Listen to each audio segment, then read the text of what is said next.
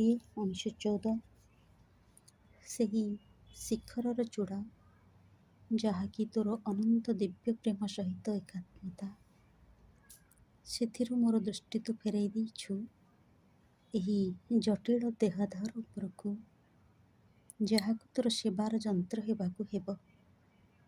ତୁ ମୋତେ କହିଲୁ, ଏହା ମୁଁ ସ୍ୱୟଂ। କ'ଣ ଦେଖିପାରୁନାହୁଁ? ଏହା ଭିତରେ ମୋର ଆଲୋକ ଜଳୁଛି।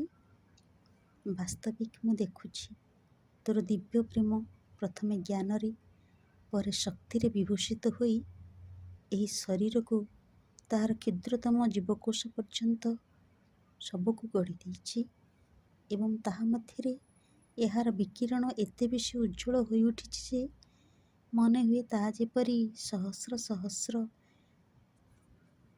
ଜ୍ୟୋତିର୍ମୟ ସ୍ଫୁଲିଙ୍ଗର ସମଷ୍ଟି।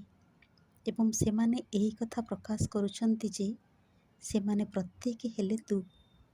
ତେଣୁ ବର୍ତ୍ତମାନ ସମସ୍ତ ଅନ୍ଧକାର ମିଳାଇ ଯାଇଛି, ରହିଛୁ ଏକମାତ୍ର ତୁ। ବିଭିନ୍ନ ଜଗତରେ ବିଭିନ୍ନ ଆକାରରେ, କିନ୍ତୁ ସେହି ଏକ ହିଁ ଅକ୍ଷୟ ଅନନ୍ତ ଅଦ୍ୱିତୀୟ ପ୍ରାଣ ରୂପେ।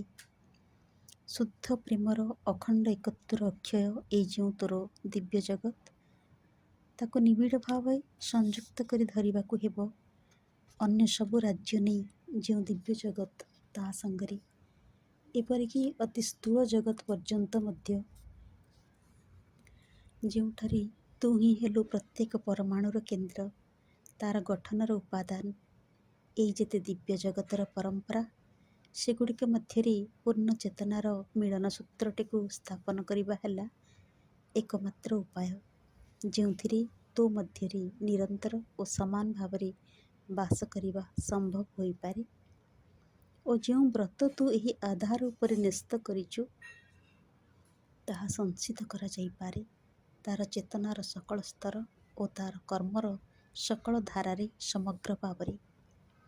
ହେ ମୋର ପ୍ରେମମୟ ପ୍ରଭୁ, ମୋ ଅଜ୍ଞାନର ଆଉ ଏକ ଆବରଣ ତୁ ଛିନ୍ନ କରିଛୁ। ତୋର ସନାତନ ହୃଦୟ ମଧ୍ୟରେ ମୋର ପୁଣ୍ୟ ସ୍ଥାନଟି ପରିତ୍ୟାଗ ନ କରି ମଧ୍ୟ ମୁଁ ରହିଛି।